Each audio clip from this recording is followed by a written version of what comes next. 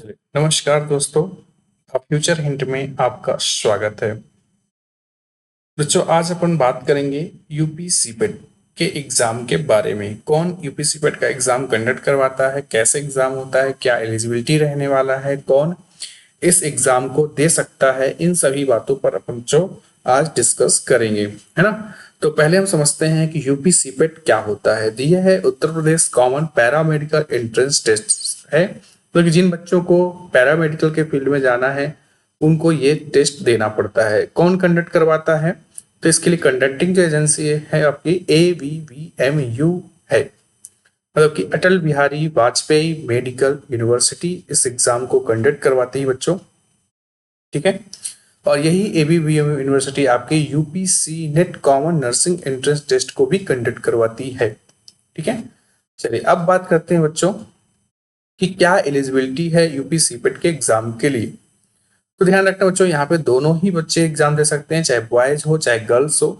हाँ, यहाँ पर 12th पास होना कंपलसरी है। ठीक है।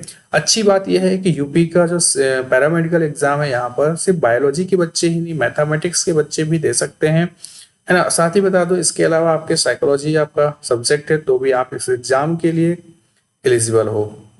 मिनिमम एज यहाँ पर 17 साल मांगी गई है। डोमिसाइल यहाँ पर बहुत अहम है, स्पेशली यूपी के बच्चों के लिए। यदि आपको यूपी में गवर्नमेंट कॉलेज चाहिए पैरामेडिकल के लिए तो यूपी का डोमिसाइल होना आपके लिए कंपलसरी है। यदि आपके पास डोमिसाइल नहीं है, आप अदर स्टेट से बिलोंग करते हैं तो भी आप इस एग्जाम को दे सकते हैं, बट आपको यहाँ पर गवर्नमेंट कॉलेज नहीं मिलेगा, आपको यहाँ पे प्राइवेट कॉलेज मिलेगा। ध्यान से देखिएगा। चलिए एग्जाम पैटर्न की बात कर लें तो यहाँ पर आपका जो सब्जेक्ट है यहाँ पे, तो देखिए यहाँ पे फिजिक्स केमिस्ट्री 30-30 क्वेश्चन पूछे जाते हैं, 30-30 नंबर के। अब बात आती है बायोलॉजी, यदि आपका सब्जेक्ट है तो 30 क्वेश्चन आएंगे। बायोलॉजी नहीं है तो मैथमेटिक्स यदि आपका सब्जेक्ट है तो उसके 30 क्वेश्चन देना पड़ेगा। यदि आपका सब्जेक्ट कंप्यूटर साइंस है तो कंप्यूटर साइंस के 30 क्वेश्चन, इलेक्ट्रॉनिक्स स्टैटिक्स या साइकोलॉजी है तो उसके 30 क्वेश्चन। मतलब कि बायोलॉजी के ऑब्लिक में अदर यदि आपका सेगमेंट सब्जेक्ट हो, अदर सेगमेंट से हो यदि आप, है ना, तो भी आप इसके लिए एलिजिबल हो। क्वेश्चन वही 30 ही रहेंगे। इंग्लिश एंड जीके के मिला के 30 क्वेश्चन यहाँ पे देखने को मिलते हैं, मतलब 15 क्वेश्चन इंग्लिश के, 15 क्वेश्चन जीके के। इस तरह से टोटल 120 क्वेश्चन आपको देखने को मिलते हैं, है ना। मार्क्स यहाँ पर भी आपके 120 देखने को मिलते हैं। आई होप आपको एग्जाम पैटर्न समझ में आया होगा। किसी भी एग्जाम के लिए बच्चों एग्जाम पैटर्न का जानना बहुत जरूरी है, क्योंकि आपके सक्सेस की पहली सीढ़ी है।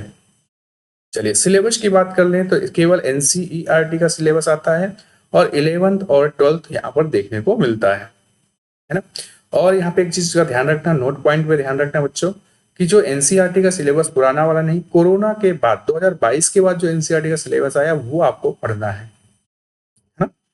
चलिए अब इम्पोर्टेंट पॉइंट एक नजर में देखते हैं कि इस एग्जाम में बच्चों कोई निगेटिव मार्किंग नहीं है। मतलब कि आपको 120 क्वेश्चन पूरा पूरा अटेम्प्ट करना है, कोई भी क्वेश्चन छोड़ना नहीं है। जो नहीं आते उसके तुक्के लगा लीजिएगा। टाइमिंग यहाँ पर 140 मिनट है ना, तो पर्याप्त टाइमिंग है 120 क्वेश्चन के लिए। ऑफलाइन मोड में एग्जाम होता है, पेन पेपर मोड में एग्जाम होगा। आपको AMR सीट दी जाएगी, उस AMR सीट में आपको गोला करना है ऐसे, है ना। चलिए और यहाँ पर देखिए कि क्वालिफाइंग मार्क्स कितना होना चाहिए क्लियर करने के लिए ध्यान रखना। जनरल कैटेगरी के लिए 50% परसेंटाइल होना चाहिए। वहीं पर जनरल कैटेगरी में यदि आप डिसेबिलिटीज में आते हो तो 45% आपको परसेंटाइल होना चाहिए, क्वालिफाइंग है। यदि इससे कम का परसेंटाइल बनता है तो फिर आपको डिस्क्वालीफाई कर दिया जाएगा यूपीसी में।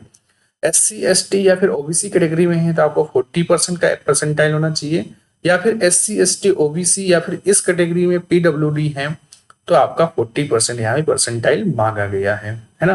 तो आई होप आपको ये जानकारी अच्छी लगी होगी, है ना। और अच्छी लगे तो अंतिम बच्चे तक जरूर पहुंचाइएगा। ये आज हमारे चैनल का पहला वीडियो है, ये आज हमारे चैनल का बच्चों पहला वीडियो है, तो आई होप आपको पसंद आएगा। और फिर से कहूंगा, द फ्यूचर हिंट को आप ढेर सारा प्यार दीजिएगा। और किसी और टॉपिक पे यदि आप वीडियो चाहते हैं, किसी और टॉपिक पे यदि आप वीडियो चाहते हैं तो आप बिल्कुल कमेंट बॉक्स में कमेंट कीजिएगा, मैं उस पर इंफॉर्मेटिव वीडियो जरूर लेकर आऊंगा आपके लिए। तो द फ्यूचर हिंट को ढेर सारा प्यार देने के लिए थैंक यू। जय हिंद।